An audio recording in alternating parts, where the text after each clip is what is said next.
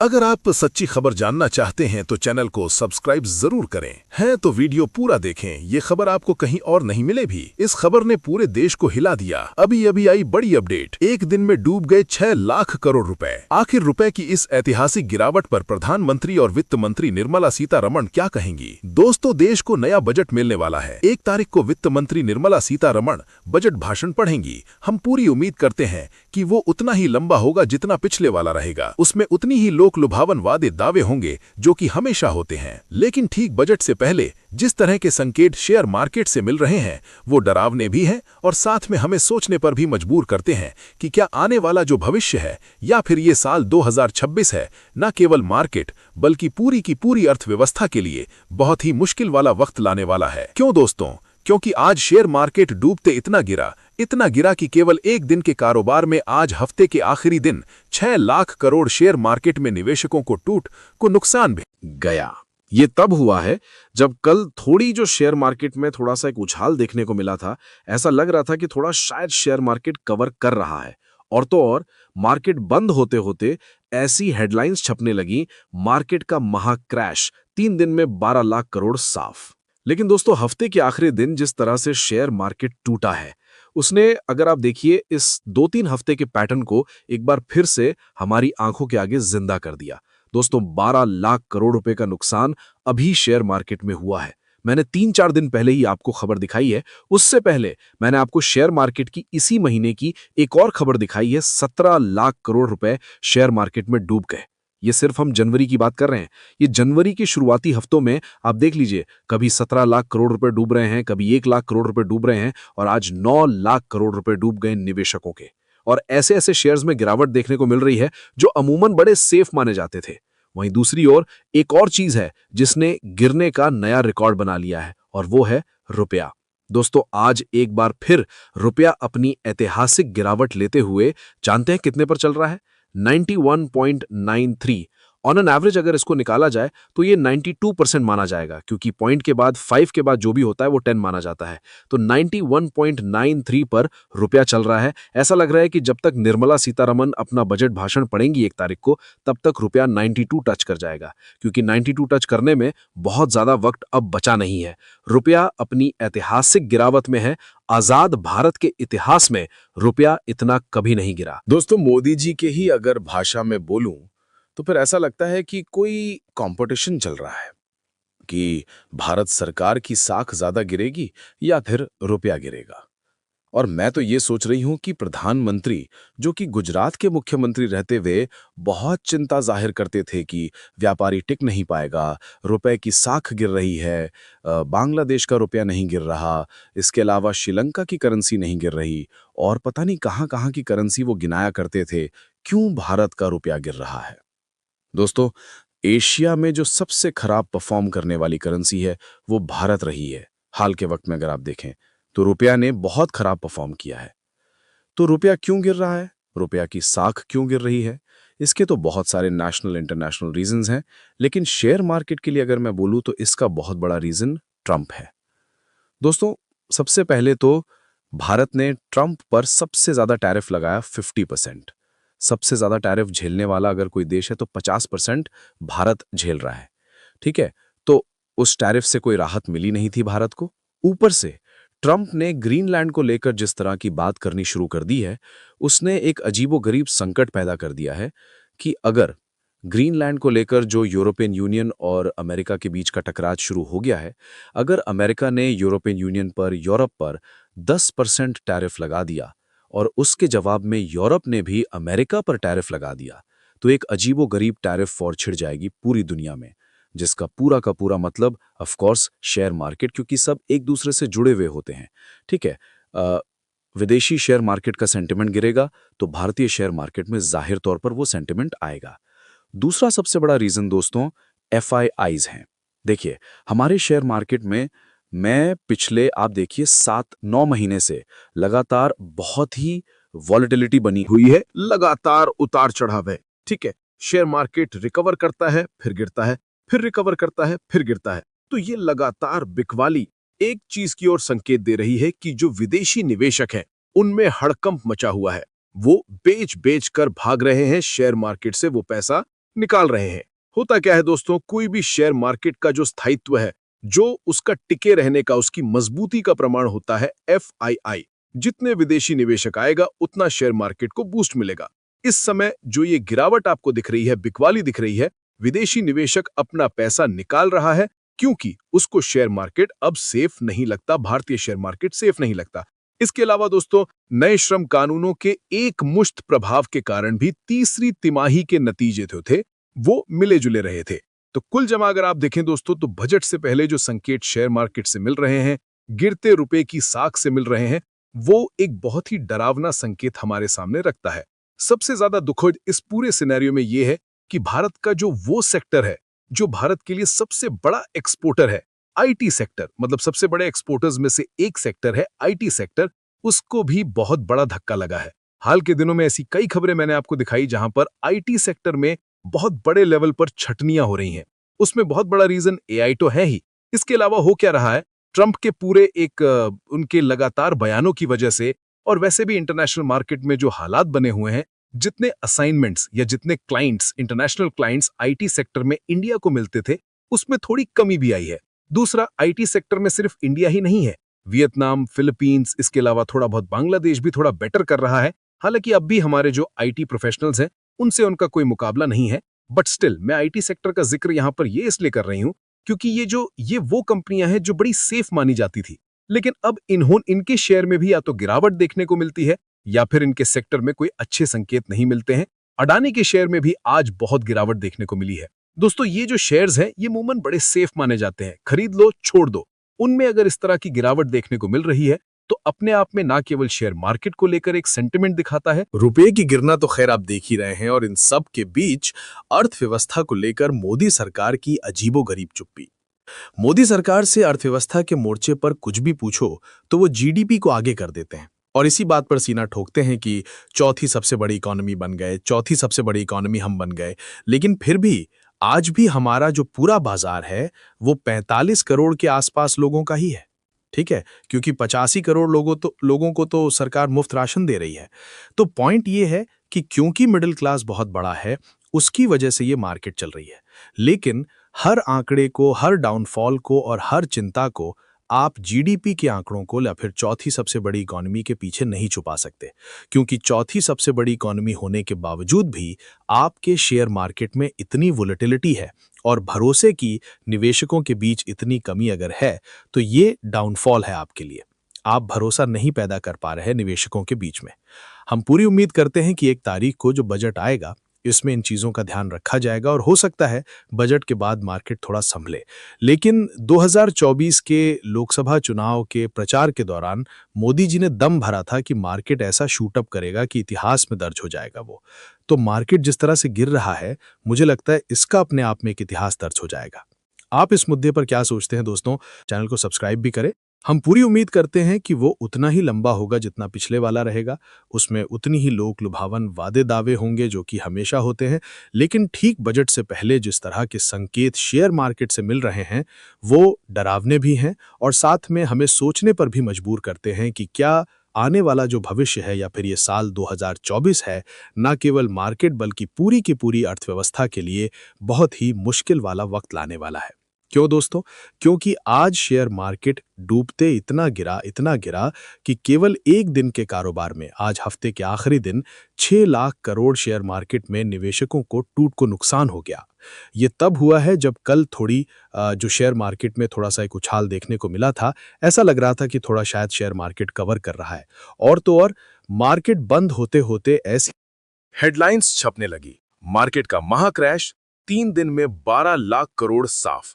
लेकिन दोस्तों, हफ्ते के आखिरी दिन जिस तरह से शेयर मार्केट टूटा है, उसने, अगर आप देखिए, इस 2-3 हफ्ते के पैटर्न को एक बार फिर से हमारी आंखों के आगे जिंदा कर दिया।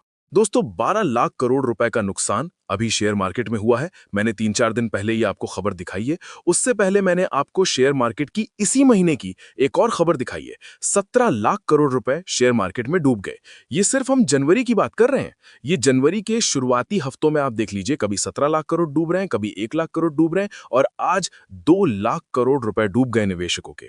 और ऐसे ऐसे शेयर्स में गिरावट देखने को मिल रही है जो अमूमन बड़े सेफ माने जाते थे। वहीं दूसरी ओर एक और चीज है जिसने गिरने का नया रिकॉर्ड बना लिया है, और वो है रुपया। दोस्तों, आज एक बार फिर रुपया अपनी ऐतिहासिक गिरावट लेते हुए जानते हैं कितने पर चल रहा है? 92.93। और एन एवरेज अगर इसको निकाला जाए तो ये 92% माना जाएगा, क्योंकि पॉइंट के बाद 5 के बाद जो भी होता है वो 10 माना जाता है। तो 92.93 पर रुपया चल रहा है। ऐसा लग रहा है कि जब तक निर्मला सीतारमन अपना बजट भाषण पढ़ेंगी 1 तारीख को, तब तक रुपया 92 टच कर जाएगा, क्योंकि 92 टच करने में बहुत ज्यादा वक्त अब बचा नहीं है। रुपया अपनी ऐतिहासिक गिरावट में है। आजाद भारत के इतिहास में रुपया इतना कभी नहीं गिरा। दोस्तों, मोदी जी के ही अगर भाषा में बोलूं तो फिर ऐसा लगता है कि कोई कंपटीशन चल रहा है कि भारत सरकार की साख ज्यादा गिरेगी या फिर रुपया गिरेगा। और मैं तो ये सोच रही हूं कि प्रधानमंत्री, जो कि गुजरात के मुख्यमंत्री रहते हुए बहुत चिंता जाहिर करते थे कि व्यापारी टिक नहीं पाएगा, रुपए की साख गिर रही है, बांग्लादेश का रुपया नहीं गिर रहा, इसके अलावा श्रीलंका की करेंसी नहीं गिर रही, और पता नहीं कहां-कहां की करेंसी वो गिनाया करते थे, क्यों भारत का रुपया गिर रहा है? दोस्तों, एशिया में जो सबसे खराब परफॉर्म करने वाले करेंसी है वो भारत रही है। हाल के वक्त में अगर आप देखें तो रुपया ने बहुत खराब परफॉर्म किया है। तो रुपया क्यों गिर रहा है, रुपया की साख क्यों गिर रही है? इसके तो बहुत सारे नेशनल इंटरनेशनल रीजंस हैं, लेकिन शेयर मार्केट के लिए अगर मैं बोलूं तो इसका बहुत बड़ा रीजन ट्रंप है। दोस्तों, सबसे पहले तो भारत ने ट्रंप पर सबसे ज्यादा टैरिफ लगाया, 50%। सबसे ज्यादा टैरिफ झेलने वाला अगर कोई देश है तो 50% भारत झेल रहा है। ठीक है, तो उस टैरिफ से कोई राहत मिली नहीं थी भारत को। ऊपर से ट्रंप ने ग्रीनलैंड को लेकर जिस तरह की बात करनी शुरू कर दी है, उसने एक अजीबोगरीब संकट पैदा कर दिया है कि अगर ग्रीनलैंड को लेकर जो यूरोपियन यूनियन और अमेरिका के बीच का टकराव शुरू हो गया है, अगर अमेरिका ने यूरोपियन यूनियन पर, यूरोप पर 10% टैरिफ लगा दिया और उसके जवाब में यूरोप ने भी अमेरिका पर टैरिफ लगा दिया, तो एक अजीबोगरीब टैरिफ वॉर छिड़ जाएगी पूरी दुनिया में, जिसका पूरा का पूरा मतलब ऑफ कोर्स शेयर मार्केट, क्योंकि सब एक दूसरे से जुड़े हुए होते हैं। ठीक है, विदेशी शेयर मार्केट का सेंटिमेंट गिरेगा तो भारतीय शेयर मार्केट में जाहिर तौर पर वो सेंटिमेंट आएगा। दूसरा सबसे बड़ा रीजन दोस्तों एफआईआईज हैं।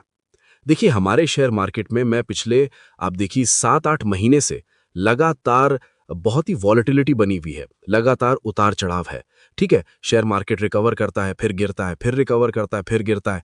तो ये लगातार बिकवाली एक चीज की ओर संकेत दे रही है कि जो विदेशी निवेशक हैं उनमें हड़कंप मचा हुआ है। वो बेच कर भाग रहे हैं, शेयर मार्केट से वो पैसा निकाल रहे हैं। होता क्या है दोस्तों, कोई भी शेयर मार्केट का जो स्थायित्व है, जो उसका टिके रहने का, उसकी मजबूती का प्रमाण होता है एफआईआईज। जितना विदेशी निवेशक आएगा उतना शेयर मार्केट को बूस्ट मिलेगा। इस समय जो ये गिरावट आपको दिख रही है, बिकवाली दिख रही है, विदेशी निवेशक अपना पैसा निकाल रहा है, क्योंकि उसको शेयर मार्केट अब सेफ नहीं लगता, भारतीय शेयर मार्केट सेफ नहीं लगता। इसके अलावा दोस्तों, नए श्रम कानूनों के एक मुश्त प्रभाव के कारण भी तीसरी तिमाही के नतीजे जो थे वो मिले जुले रहे थे।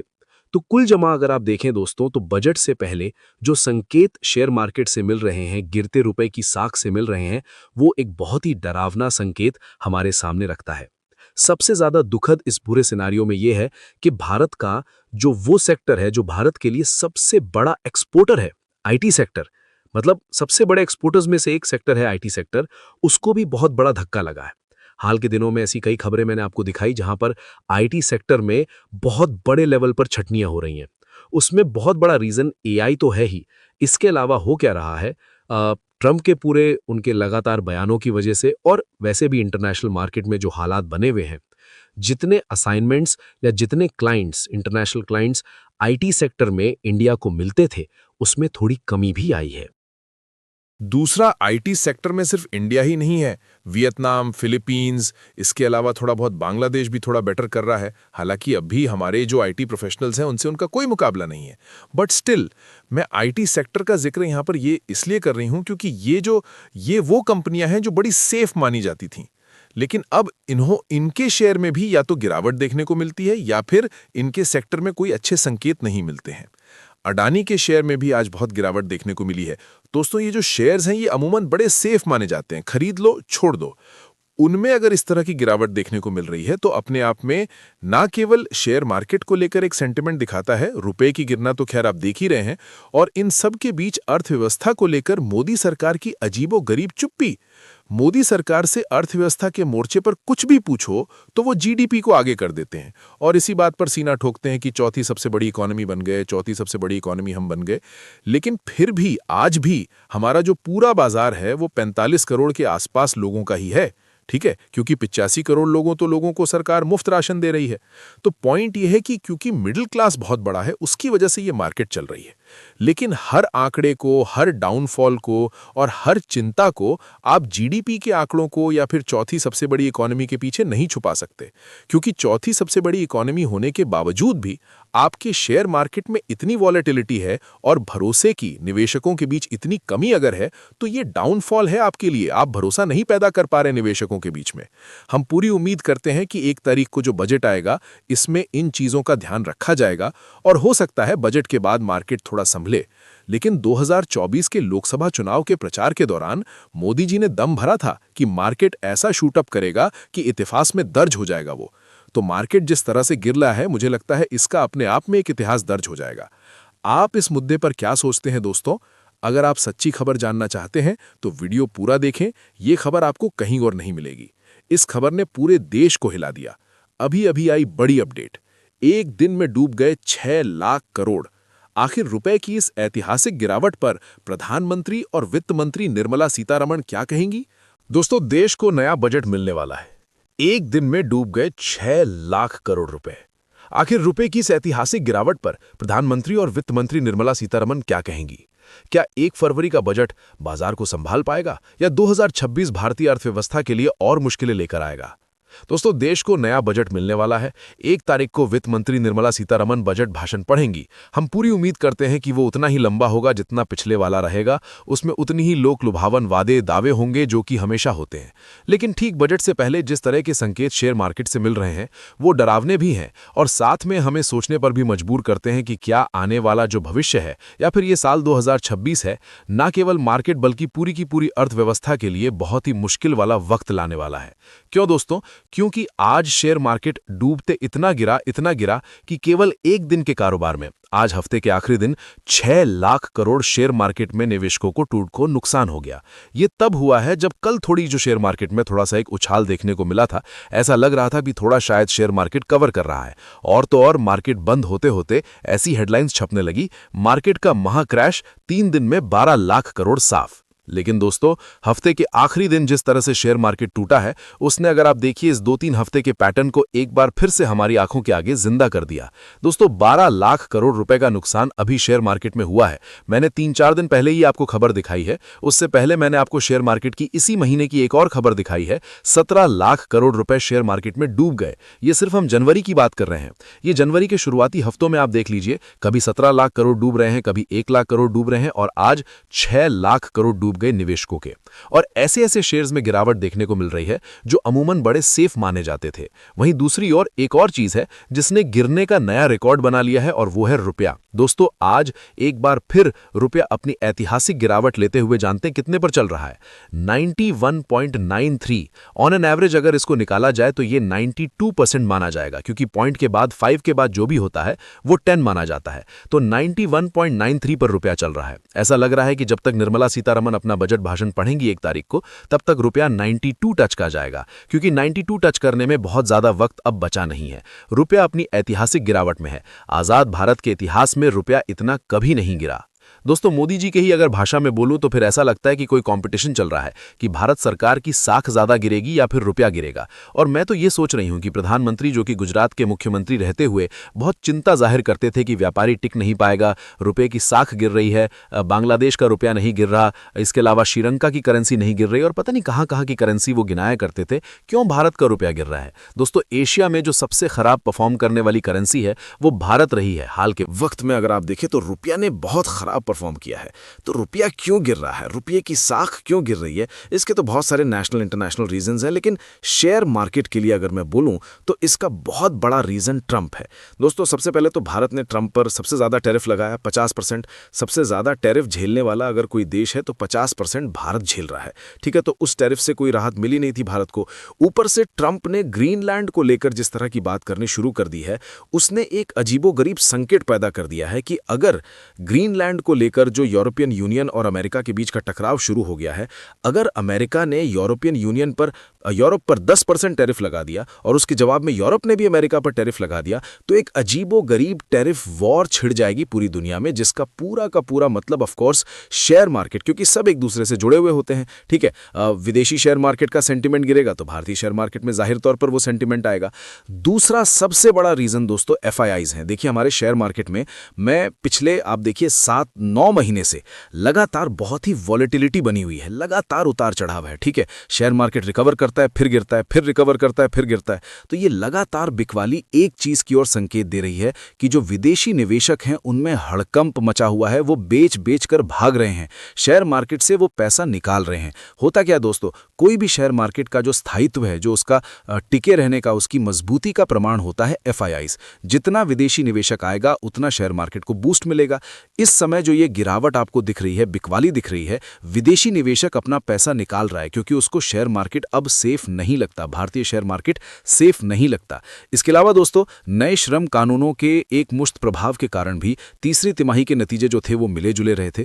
तो कुल जमा अगर आप देखें दोस्तों, तो बजट से पहले जो संकेत शेयर मार्केट से मिल रहे हैं, गिरते रुपए की साख से मिल रहे हैं, वो एक बहुत ही डरावना संकेत हमारे सामने रखता है।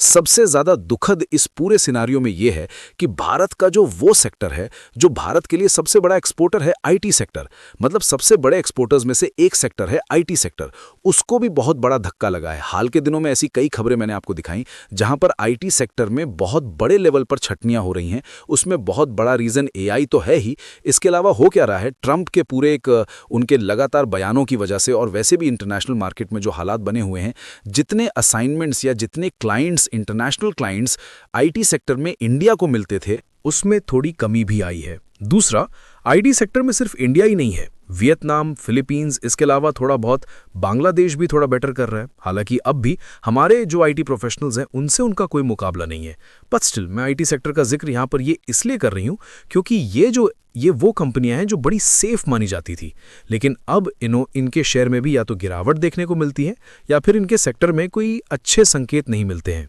अडानी के शेयर में भी आज बहुत गिरावट देखने को मिली है। दोस्तों ये जो शेयर्स हैं ये अमूमन बड़े सेफ माने जाते हैं, खरीद लो छोड़ दो। उनमें अगर इस तरह की गिरावट देखने को मिल रही है तो अपने आप में न केवल शेयर मार्केट को लेकर एक सेंटिमेंट दिखाता है, रुपए की गिरना तो खैर आप देख ही रहे हैं, और इन सब के बीच अर्थव्यवस्था को लेकर मोदी सरकार की अजीबोगरीब चुप्पी।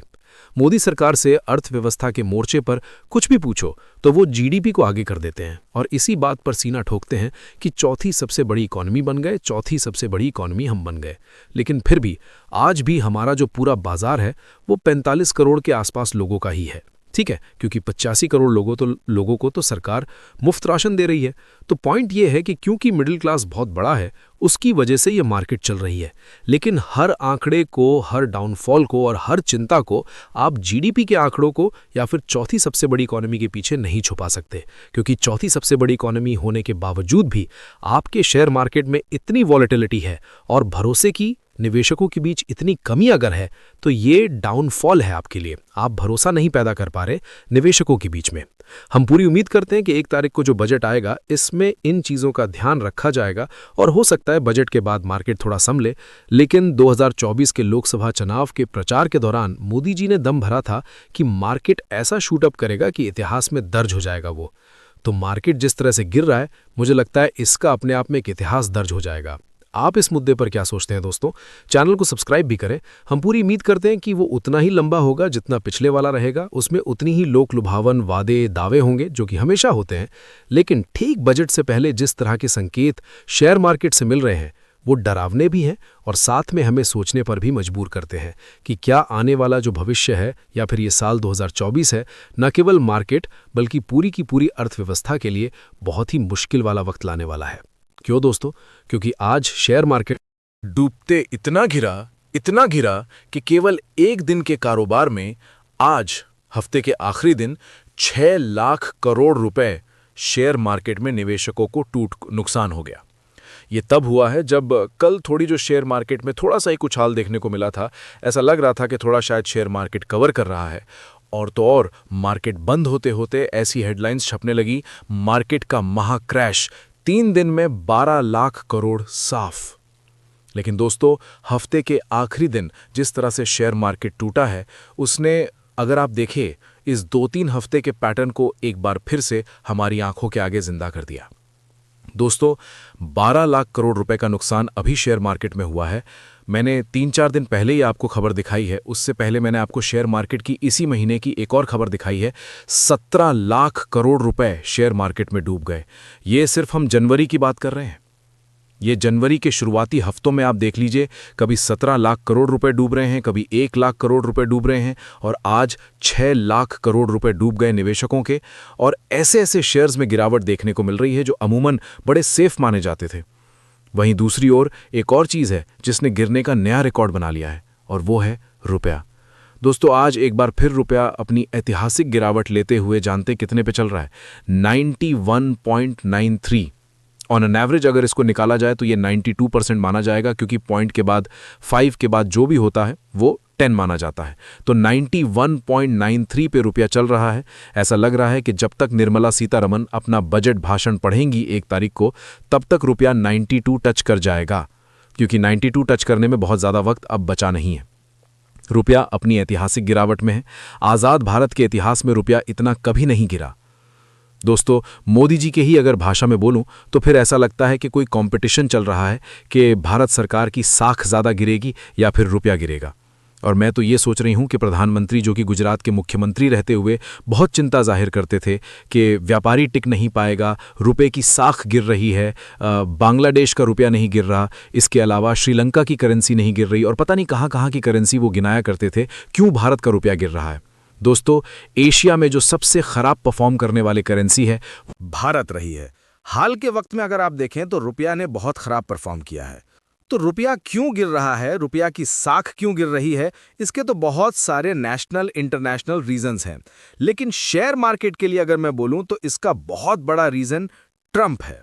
दोस्तों, सबसे पहले तो भारत ने ट्रंप पर सबसे ज्यादा टैरिफ लगाया, 50%। सबसे ज्यादा टैरिफ झेलने वाला अगर कोई देश है तो 50% भारत झेल रहा है। ठीक है, तो उस टैरिफ से कोई राहत मिली नहीं थी भारत को। ऊपर से ट्रंप ने ग्रीनलैंड को लेकर जिस तरह की बात करनी शुरू कर दी है, उसने एक अजीबोगरीब संकट पैदा कर दिया है कि अगर ग्रीनलैंड को लेकर जो यूरोपियन यूनियन और अमेरिका के बीच का टकराव शुरू हो गया है, अगर अमेरिका ने यूरोपियन यूनियन पर, यूरोप पर 10% टैरिफ लगा दिया और उसके जवाब में यूरोप ने भी अमेरिका पर टैरिफ लगा दिया, तो एक अजीबोगरीब टैरिफ वॉर छिड़ जाएगी पूरी दुनिया में, जिसका पूरा का पूरा मतलब ऑफ कोर्स शेयर मार्केट, क्योंकि सब एक दूसरे से जुड़े हुए होते हैं। ठीक है, विदेशी शेयर मार्केट का सेंटिमेंट गिरेगा तो भारतीय शेयर मार्केट में जाहिर तौर पर वो सेंटिमेंट आएगा। दूसरा सबसे बड़ा रीजन दोस्तों FIIs हैं। देखिए, हमारे शेयर मार्केट में मैं पिछले, आप देखिए, 7-9.5 महीने से लगातार बहुत ही वॉलेटिलिटी बनी हुई है, लगातार उतार चढ़ाव है। ठीक है, शेयर मार्केट रिकवर करता है, फिर गिरता है, फिर रिकवर करता है, फिर गिरता है। तो ये लगातार बिकवाली एक चीज की ओर संकेत दे रही है कि जो विदेशी निवेशक हैं उनमें हड़कंप मचा हुआ है। वो बेच बेच कर भाग रहे हैं, शेयर मार्केट से वो पैसा निकाल रहे हैं। होता क्या है दोस्तों, कोई भी शेयर मार्केट का जो स्थायित्व है, जो उसका टिके रहने का, उसकी मजबूती का प्रमाण होता है, FII, जितना विदेशी निवेशक आएगा उतना शेयर मार्केट को बूस्ट मिलेगा। इस समय जो ये गिरावट आपको दिख रही है, बिकवाली दिख रही है, विदेशी निवेशक अपना पैसा निकाल रहा है क्योंकि उसको शेयर मार्केट अब सेफ नहीं लगता, भारतीय शेयर मार्केट सेफ नहीं लगता। इसके अलावा दोस्तों, नए श्रम कानूनों के एकमुश्त प्रभाव के कारण भी तीसरी तिमाही के नतीजे जो थे वो मिले जुले रहे थे। तो कुल जमा अगर आप देखें दोस्तों, तो बजट से पहले जो संकेत शेयर मार्केट से मिल रहे हैं, गिरते रुपये की साख से मिल रहे हैं, वो एक बहुत ही डरावना संकेत हमारे सामने रखता है। सबसे ज्यादा दुखद इस पूरे सिनारियो में यह है कि भारत का जो वो सेक्टर है जो भारत के लिए सबसे बड़ा एक्सपोर्टर है, IT सेक्टर, मतलब सबसे बड़े एक्सपोर्टर्स में से एक सेक्टर है IT सेक्टर, उसको भी बहुत बड़ा धक्का लगा है। हाल के दिनों में ऐसी कई खबरें मैंने आपको दिखाई जहां पर IT सेक्टर में बहुत बड़े लेवल पर छटनियां हो रही हैं। उसमें बहुत बड़ा रीजन AI तो है ही, इसके अलावा हो क्या रहा है, ट्रंप के पूरे एक उनके लगातार बयानों की वजह से, और वैसे भी इंटरनेशनल मार्केट में जो हालात बने हुए हैं, जितने असाइनमेंट्स या जितने clients, international clients IT sector में इंडिया को मिलते थे, उसमें थोड़ी कमी भी आई है। दूसरा, IT सेक्टर में सिर्फ इंडिया ही नहीं है, वियतनाम, फिलीपींस, इसके अलावा थोड़ा बहुत बांग्लादेश भी थोड़ा बेटर कर रहा है। हालांकि अब भी हमारे जो आईटी प्रोफेशनल्स हैं उनसे उनका कोई मुकाबला नहीं है, बट स्टिल मैं आईटी सेक्टर का जिक्र यहाँ पर ये इसलिए कर रही हूँ क्योंकि ये वो कंपनियां हैं जो बड़ी सेफ मानी जाती थीं, लेकिन अब इनके शेयर में भी या तो गिरावट देखने को मिलती है या फिर इनके सेक्टर में कोई अच्छे संकेत नहीं मिलते हैं। अडानी के शेयर में भी आज बहुत गिरावट देखने को मिली है। दोस्तों, ये जो शेयर्स हैं ये अमूमन बड़े सेफ माने जाते हैं, खरीद लो छोड़ दो। उनमें अगर इस तरह की गिरावट देखने को मिल रही है तो अपने आप में न केवल शेयर मार्केट को लेकर एक सेंटिमेंट दिखाता है, रुपये की गिरना तो खैर आप देख ही रहे हैं, और इन सब के बीच अर्थव्यवस्था को लेकर मोदी सरकार की अजीबोगरीब चुप्पी। मोदी सरकार से अर्थव्यवस्था के मोर्चे पर कुछ भी पूछो तो वो जीडीपी को आगे कर देते हैं और इसी बात पर सीना ठोकते हैं कि चौथी सबसे बड़ी इकोनॉमी बन गए, चौथी सबसे बड़ी इकोनॉमी हम बन गए, लेकिन फिर भी आज भी हमारा जो पूरा बाजार है वो 45 करोड़ के आसपास लोगों का ही है। ठीक है, क्योंकि 85 करोड़ लोगों को तो सरकार मुफ्त राशन दे रही है। तो पॉइंट ये है कि क्योंकि मिडिल क्लास बहुत बड़ा है उसकी वजह से ये मार्केट चल रही है। लेकिन हर आंकड़े को, हर डाउनफॉल को और हर चिंता को आप जीडीपी के आंकड़ों को या फिर चौथी सबसे बड़ी इकोनॉमी के पीछे नहीं छुपा सकते, क्योंकि चौथी सबसे बड़ी इकोनॉमी होने के बावजूद भी आपके शेयर मार्केट में इतनी वॉलेटिलिटी है और भरोसे की निवेशकों के बीच इतनी कमी अगर है तो ये डाउनफॉल है आपके लिए। आप भरोसा नहीं पैदा कर पा रहे निवेशकों के बीच में। हम पूरी उम्मीद करते हैं कि 1 तारीख को जब बजट आएगा इसमें इन चीजों का ध्यान रखा जाएगा और हो सकता है बजट के बाद मार्केट थोड़ा संभले। लेकिन 2024 के लोकसभा चुनाव के प्रचार के दौरान मोदी जी ने दम भरा था कि मार्केट ऐसा शूट अप करेगा कि इतिहास में दर्ज हो जाएगा वो। तो मार्केट जिस तरह से गिर रहा है मुझे लगता है इसका अपने आप में एक इतिहास दर्ज हो जाएगा। आप इस मुद्दे पर क्या सोचते हैं दोस्तों? चैनल को सब्सक्राइब भी करें। अभी आई बड़ी अपडेट, एक दिन में डूब गए 6 लाख करोड़ रुपए। आखिर रुपए की इस ऐतिहासिक गिरावट पर प्रधानमंत्री और वित्त मंत्री निर्मला सीतारमण क्या कहेंगी? दोस्तों, देश को नया बजट मिलने वाला है। 1 तारीख को वित्त मंत्री निर्मला सीतारमण बजट भाषण पढ़ेंगी। हम पूरी उम्मीद करते हैं कि वो उतना ही लंबा होगा जितना पिछले वाला रहेगा। उसमें उतनी ही लोक लुभावन वादे दावे होंगे जो कि हमेशा होते हैं। लेकिन ठीक बजट से पहले जिस तरह के संकेत शेयर मार्केट से मिल रहे हैं वो डरावने भी हैं और साथ में हमें सोचने पर भी मजबूर करते हैं कि क्या आने वाला जो भविष्य है या फिर ये साल 2024 है न केवल मार्केट बल्कि पूरी की पूरी अर्थव्यवस्था के लिए बहुत ही मुश्किल वाला वक्त लाने वाला है। क्यों दोस्तों? क्योंकि आज शेयर मार्केट डूबते इतना गिरा कि केवल एक दिन के कारोबार में आज हफ्ते के आखिरी दिन 6 लाख करोड़ शेयर मार्केट में निवेशकों को नुकसान हो गया। ये तब हुआ है जब कल थोड़ी जो शेयर मार्केट में थोड़ा सा एक उछाल देखने को मिला था। ऐसा लग रहा था कि थोड़ा शायद शेयर मार्केट कवर कर रहा है और तो और मार्केट बंद होते होते ऐसी हेडलाइंस छपने लगी, मार्केट का महाक्रैश, 3 दिन में 12 लाख करोड़ साफ। लेकिन दोस्तों, हफ्ते के आखिरी दिन जिस तरह से शेयर मार्केट टूटा है उसने, अगर आप देखिए इस 2-3 हफ्ते के पैटर्न को एक बार फिर से